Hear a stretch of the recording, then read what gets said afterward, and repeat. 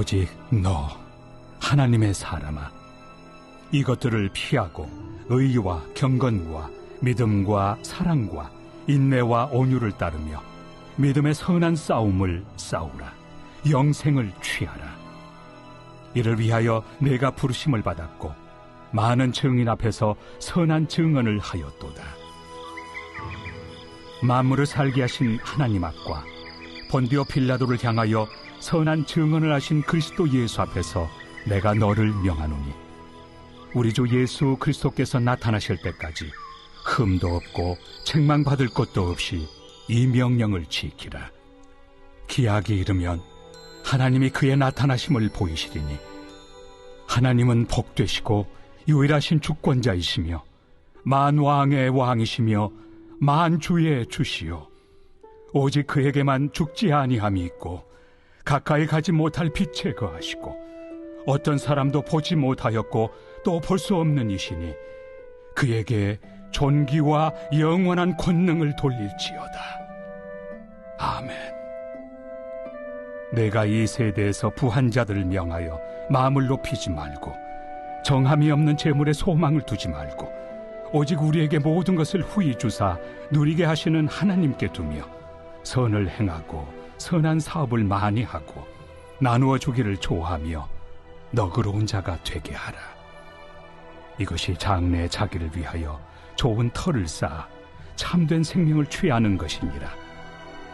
디모데야, 망령되고 헛된 말과 거짓된 지식의 반론을 피함으로 내게 부탁한 것을 지키라. 이것을 따르는 사람들이 있어 믿음에서 벗어났느니라. 은혜가 너희와 함께 있을지어다.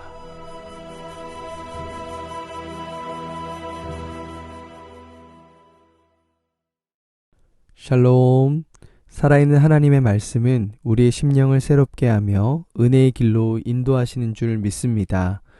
오늘도 생명력 있는 말씀을 붙들고 믿음의 길을 걸어가시기를 간절히 축복합니다. 우리는 계속해서 디모데 전서를 묵상하고 있습니다.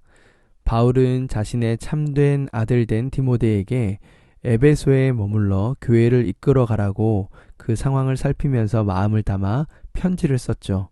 이제 그 마지막 부분을 살펴보고 있습니다. 11절은 이렇게 시작합니다.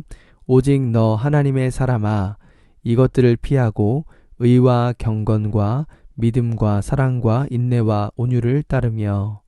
바울은 디모데를 향해 강력한 정체성을 부여하며 말하고 있죠.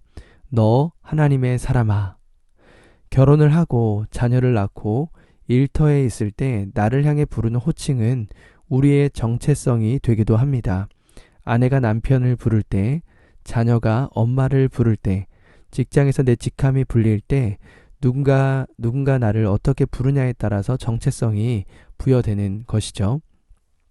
그리스도인이라는 이름에는 그리스도를 따르는 자라는 정체성이 담겨 있습니다. 그런데 오늘 바울은 디모데를 향해서 믿음 안에서 참된 아들이라고 부르기도 했지만 여기서는 다른 호칭, 너 하나님의 사람아 라고 말하고 있습니다.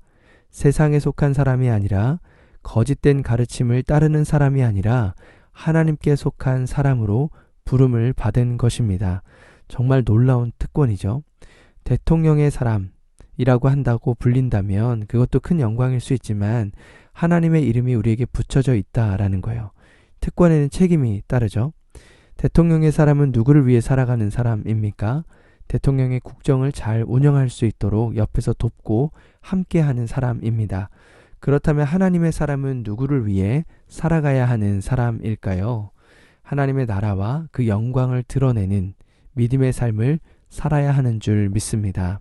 하나님께서 기뻐하시는 일을 하고자 애쓰는 사람, 오직 너 하나님의 사람이라는 것이죠. 그 부름에 디모데가 가야 할 방향성과 그 길이 분명하게 새겨져 있는 것입니다. 성도는 하나님께 하나님의 자녀로 또 하나님께 속한 하나님의 사람으로 부름받은 사람입니다. 모두 예수 그리스도의 핏값으로 그리스도인이 되었죠.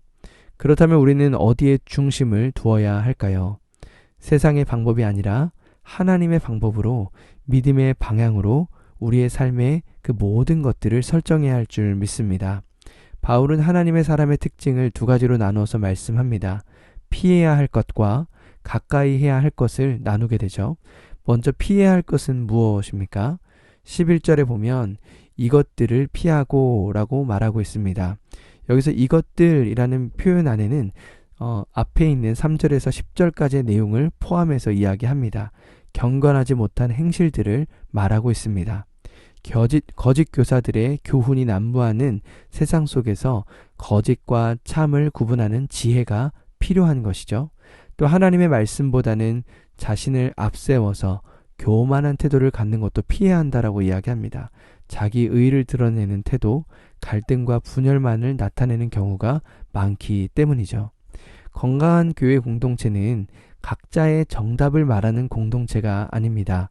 각자가 생각하는 정답을 말하는 공동체가 아니라 하나님의 사람이기 때문에 그리스도인으로서 하나님께서 기뻐하지 않는 모습을 기꺼이 포기하며 또 그 바른 길을 가기 위해서 애쓰는 그러한 태도입니다. 바울은 디모데에게 이런 것들을 피하라 라고 말하죠. 갈등과 분열, 거짓된 교훈들, 돈에 대한 탐심, 이것이 교회 안에 끊임없이 파고 들어올 텐데 그 모든 것을 피하는 태도가 필요하다라는 것입니다. 지금도 우리가 이야기를 많이 듣게 되는 것, 교회 안에 많은 어려움들을 가만히 보면은 피하지 않았을 때 나타나는 상황들이 참 많다라는 것이죠.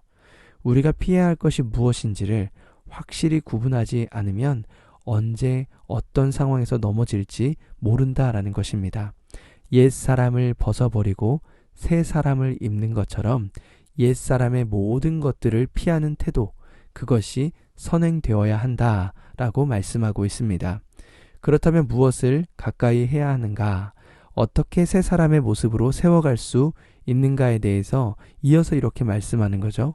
의와 경건, 믿음과 사랑, 인내와 온유를 가까이 하라, 쫓아야 한다라는 것을 말합니다. 의는 무엇입니까? 우리가 만들어내는 의가 아니라 하나님의 의죠. 그리스도로 말미암은 의를 말합니다. 어둠에서 빛을 선물로 주신 그 의를 따르는 것을 표현하면서 의와 경건을 붙여 설명합니다. 하나님 앞에 관계를 바로 가지려고 말씀과 기도로 경건한 생활을 유지하면 하나님의 의가 우리 안에서 더 풍성하게 나타나게 되고 반복적으로 확인하며 믿음이 성장하게 되는 것이죠. 믿음과 사랑도 마찬가지입니다. 사랑이란 믿음에서 나타나죠. 서로 합해야 하는 것입니다. 사랑이 없는 믿음은 죽은 믿음이고 믿음이 없는 사랑은 죽은 사랑이죠. 그 관계 안에서 함께 세워져 가야 하는 것, 이것을 지켜내야 된다. 그리고 이어서 인내와 온유도 그런 것이에요. 겉에 있는 모습뿐만 아니라 우리의 성품까지도 온유함으로 이겨낼 때 인내의 열매, 온유의 열매가 함께 맺혀지는 것입니다. 성령의 열매와 매우 유사하게 흐름이 연결되는 것이죠. 어느 것 하나 빼놓지 않고 변화되는 성품을 맺어가는 그 일에 더욱 가까이 하라라는 것입니다. 따르라고 말하는 이유는요. 획득하고자 힘쓰지 않으면, 고민하지 않으면 저절로 얻어지지 않기 때문에 그렇습니다. 모든 과정에 하나님의 은혜가 작동되지만 우리 안에서 몸부림치지 않으면 성장이 일어날 수 없는 것입니다. 이것을 다시 강조하면서 12절은 이렇게 말씀하죠. 믿음의 선한 싸움을 싸우라. 이 싸움은 계속될 것이기 때문에 그렇다라는 것입니다. 단 한 번의 승리가 끝이 아니라 우리 안에서 반복되고 또 넘어지고 반복되고 또 넘어져도 포기하지 않고 일어나 싸우며 나아갈 때 믿음의 선한 싸움을 싸울 때 그 싸움의 결과는 반드시 기쁨과 감격 안에 있게 된다라는 것입니다. 생명력 있는 공급, 그래서 싸움에서 지치고 힘든 일들로만 느껴지는 것이 아니라 승리의 기쁨과 평안이 우리 안에 가득 채워지게 되는 것이죠. 이 기쁨을 갖고 누리는 성도님들이 많아질 때 교회의 공동체는 더욱 건강해지는 것입니다. 실패하더라도 함께 승리의 경험들을 나누는 것, 우리를 생동력 있게 하는 것이죠. 지난 새생명 축제를 통해서 많은 분들이 은혜를 누리셨는데요. 그 중에 한 형제님의 고백이 우리에게 큰 울림이 되었습니다. 때로는 넘어지고 연약하고 부족하지만 또 믿음으로 그 길을 걸어갈 때 다시 한번 힘을 얻게 되는 것, 우리 모두의 공통된 마음일 것입니다. 다락방과 GBS 또 소그룹 모임들마다 이런 믿음의 고백이 가득 넘쳐난다면, 믿음의 승리의 싸움의 경험들이 축적된다면 우리는 그 안에서 힘을 얻게 되는 것입니다. 여러분, 피해야 할 것이 있습니다. 그리고 반드시 지켜야 할 것, 가까이 해야 할 것이 있다라는 것을 우리가 꼭 기억하면서 너 하나님의 사람아 라고 부르시는 그 하나님의 음성 앞에 우리가 하나님의 이름과 그 영광을 드러낼 수 있는 복된 하루, 승리의 날이 되시기를 간절히 축원합니다. 함께 기도하겠습니다. 너 하나님의 사람아 라고 부르시는 하나님의 음성을 우리가 이 시간 듣길 소망합니다. 한 사람 한 사람의 주어진 자리에서 우리가 믿음의 선한 싸움을 싸워가며 우리가 피해야 할 것과 또 우리가 가까이 하며 붙들어야 될 것을 잘 분별하며 하루하루 넘어지더라도 끝까지 포기하지 않고 믿음의 길을 이겨나가는 귀한 성도님들의 삶이 될 수 있도록 은혜를 베풀어 주시옵소서. 주님께서 함께하여 주시기를 간절히 소망하며 예수님의 이름으로 기도드립니다. 아멘. 오늘도 말씀을 붙들고 또 특별히 예배를 위하여 함께 기도하겠습니다.